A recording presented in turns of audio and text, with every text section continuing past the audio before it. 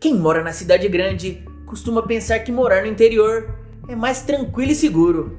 Mas isso só é verdade se você conhecer muito bem todas as lendas da região. Cada lugar tem suas histórias e cada história tem seus mistérios.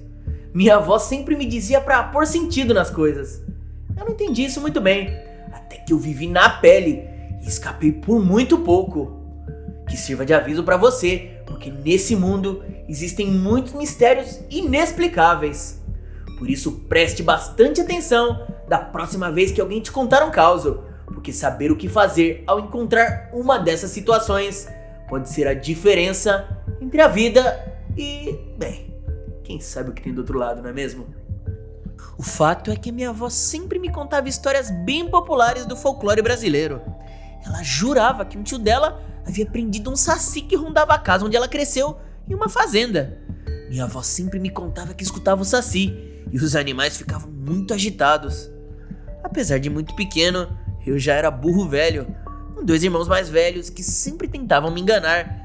Eu aprendi bem cedo que não deveria confiar em qualquer coisa que me dissessem. Então eu sempre duvidava da minha avó.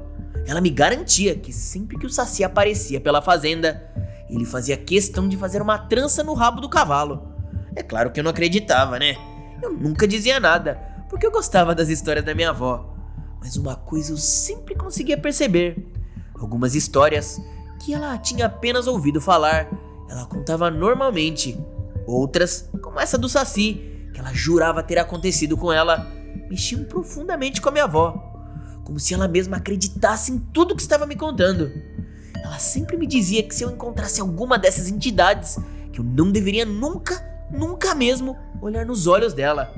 Ela falava que a assombração consegue ver a nossa alma através dos olhos.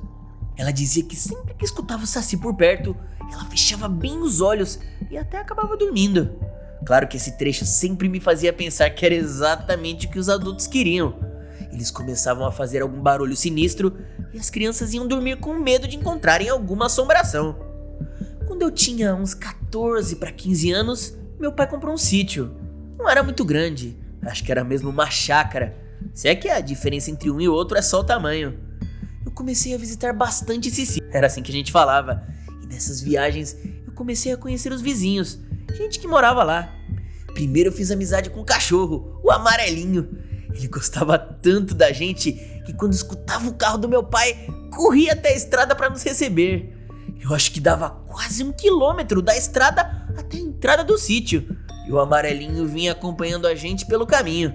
Meu pai ia brigando com ele para ver se ele não pulava no carro, mas não tinha jeito. O carro acabou ficando todo riscado das unhas do Amarelinho. Mas meu pai não se importava não. Na verdade, ele brigava com o cachorro por medo do Amarelinho acabar se machucando com o carro em movimento. A gente nunca descobriu se o Amarelinho tinha um dono. Ele sempre aparecia quando a gente chegava e sumia quando a gente ia embora.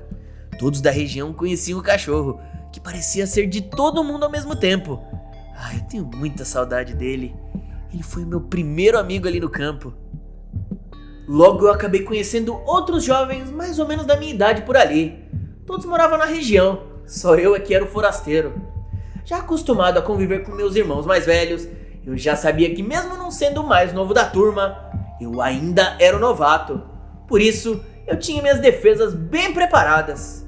Eu não tinha o menor saco para virar motivo de chacota entre o grupo, ainda mais que eu comecei a passar as férias ali. No fim do ano, a gente só saía de lá para passar o Natal e o Ano Novo na cidade, porque meu pai fazia questão de passar essas datas nas casas dos meus tios. Pelo menos a gente ia na contramão do trânsito, mas logo depois a gente voltava pro sítio. E nesses longos períodos que minha família passava lá, eu acabava ficando com meus novos amigos a maior parte do tempo. Isso já tem um certo tempo, ainda não tinha celular, e se tivesse, o sinal não chegava ali ainda. O que ninguém tinha também era uma piscina, e fazia falta pra caramba, mas todo mundo tinha uma bicicleta, e a gente aproveitava pra explorar a região todinha. Quer dizer, eu explorava a região, né? Eles já conheciam tudo como a palma da mão deles. Só tinha uma rua onde a gente nunca ia. Uma vez a gente passou na entrada dessa rua e eu fiquei curioso. Eu me lembro de ter perguntado qual era o motivo de a gente nunca entrar por aquela rua, mas eles não sabiam me explicar. Eles só diziam que não tinha nada de legal por ali. O Pedro, que era um ano mais velho que eu e era também o mais forte da trupe, falou que aquela rua era sem saída, porque no final dela só tinha uma mata fechada. Eu, sem noção de nada, sugeri que a gente fosse explorar essa mata. A gente poderia abrir uma trilha nela, descobrir algum lugar legal, coisas do tipo. Eu falei que poderia ser o nosso lugar secreto. O Marquinhos, que a gente chamava carinhosamente de Cabeção, falou que ali, na última casa da rua, morava um velho que não gostava de crianças. Eu lembro que eles me desafiaram a ir até lá para ver se o velho estava em casa. Eu fui, com medo de ter algum cachorro bravo, mas eu fui.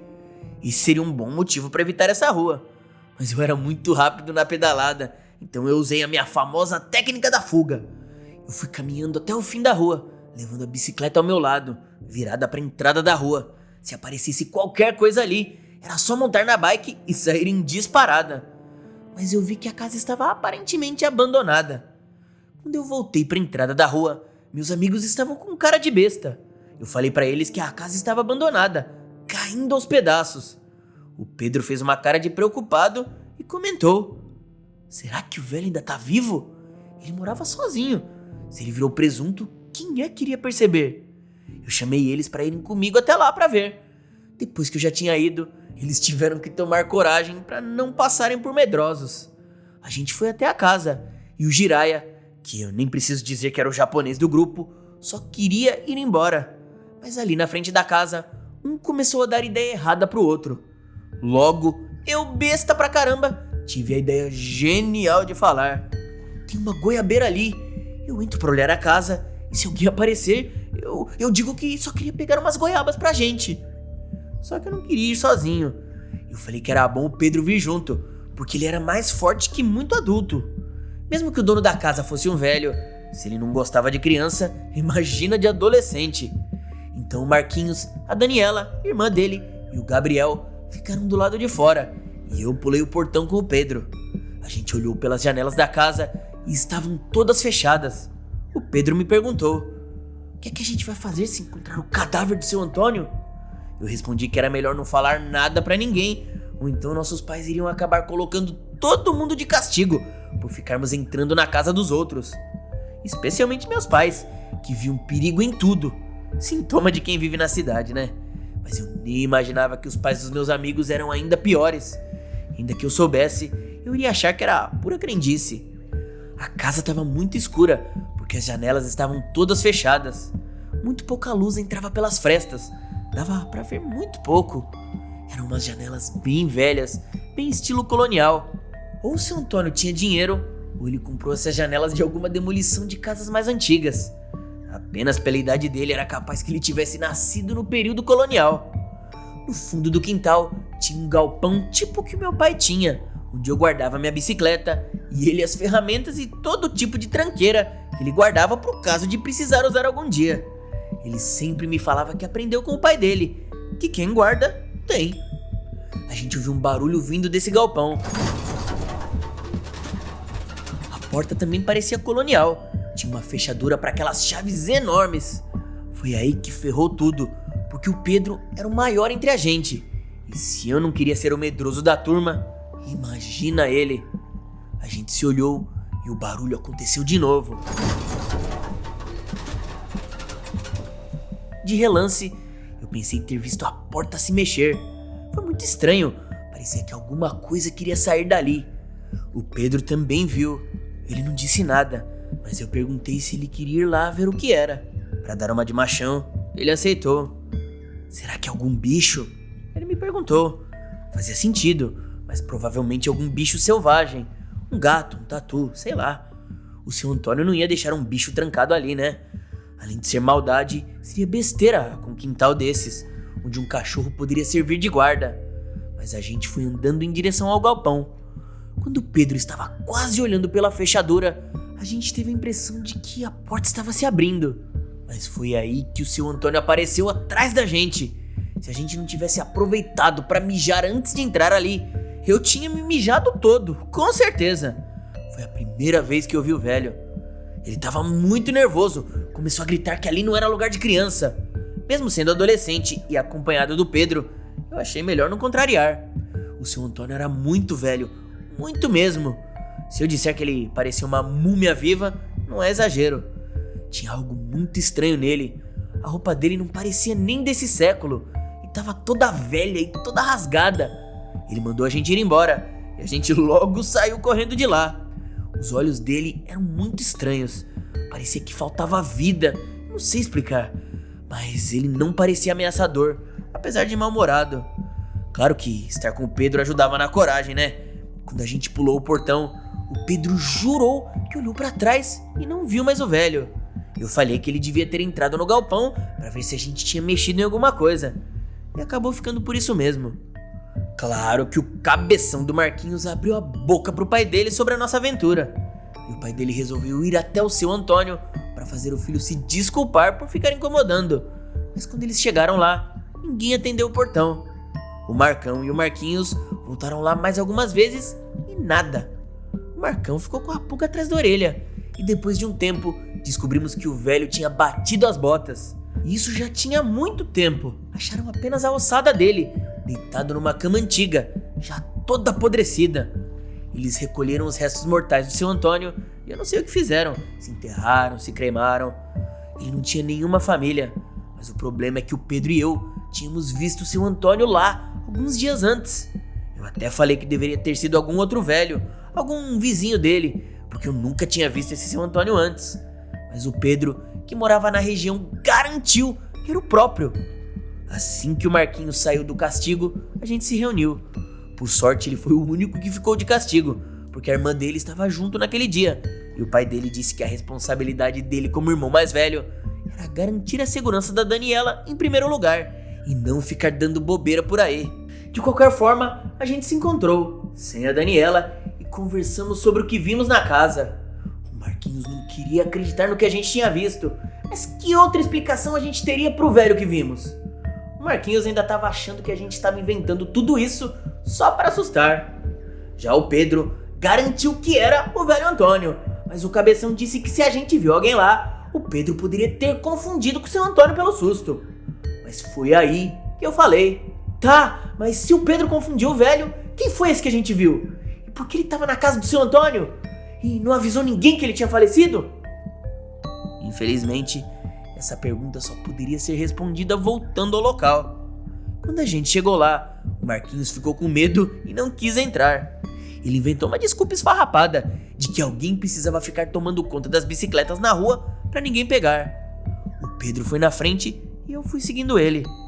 Ele disse que agora já não tinha mais que ter medo, porque a casa estava vazia. Nesse momento, começamos a ouvir o barulho vindo do galpão. A gente se olhou e mais uma vez fomos movidos pela curiosidade. Ele resolveu olhar pelo buraco da fechadura e aí tudo começou a ficar estranho. O barulho lá dentro parou. Eu perguntava pra ele o que ele estava vendo, mas o Pedro parecia estar em transe. Eu puxei ele e os olhos dele estavam arregalados. A cara dele estava completamente aterrorizada. Eu não conseguia imaginar o que poderia ter dentro daquele galpão. Será que o velho Antônio prendia animais ali? Quando eu fui olhar pela fechadura, parecia que tinha um olho sinistro olhando de volta. Eu me afastei, mas nesse momento a porta começou a se abrir. Eu lembrei do que minha avó sempre me dizia, e antes que a porta se abrisse completamente, eu fechei meus olhos com toda a força. Eu senti um gelado no meu braço e quase empacotei com o susto. Mas os latidos não deixaram dúvidas. Era um amarelinho. Ele ficou latindo muito e eu pude ouvir o Marquinhos chamando por nós. Eu agarrei o Pedro e arrastei ele até o portão, guiado pelos gritos do nosso amigo. Assim que a gente se afastou do galpão, o Pedro voltou ao normal, mas ele não se lembrava de ter visto nada. A gente pulou o portão de volta e nunca mais falamos sobre isso. O amarelinho apareceu bem machucado alguns dias depois. Meu pai pensou que ele tinha se metido em alguma briga com outro cachorro e cuidou dele. Algumas semanas depois, a gente foi embora, mas eu não saí mais para andar de bicicleta com meus amigos. Primeiro porque o Pedro estava muito estranho, e depois porque eu não queria mais pensar no que estava solto dentro daquele galpão. Eu comecei a pensar que o seu Antônio tinha nos protegido da outra vez, mas agora que tinham retirado o corpo dele de lá, o que quer que estivesse naquele galpão estava solta. aquela foi a última vez que eu vi o Pedro. Pouco depois que a minha família voltou para a cidade, recebemos a notícia de que o Pedro tinha desaparecido. A família ficou pensando que ele poderia ter se perdido na mata, já que a bicicleta dele foi encontrada em frente à casa abandonada do seu Antônio, ao lado de uma mata fechada, mas nunca encontraram os rastros dele. Há pouco tempo atrás, meu pai foi vender o sítio e nós fomos lá para uma despedida, depois de muitos anos sem aparecer por ali. Foi então que eu me lembrei dessa história. Eu passei pela rua do seu Antônio. Tudo em volta tinha mudado bastante, mas a casa dele continuava exatamente igual da última vez que eu me arrisquei a entrar ali. Eu senti algo muito estranho. Lembrei daquele olho sinistro e fui embora o mais rápido que eu pude. Dessa vez, o amarelinho já estava fazendo companhia pro seu Antônio no além e não poderia mais me ajudar. E se você gostou dessa história, com certeza o próximo vídeo que está aparecendo na sua tela vai te deixar intrigado também. Não se esqueça de se inscrever no canal, deixar o seu gostei e ativar o sininho das notificações para não perder nenhum dos nossos próximos vídeos. Um grande abraço e até a próxima história!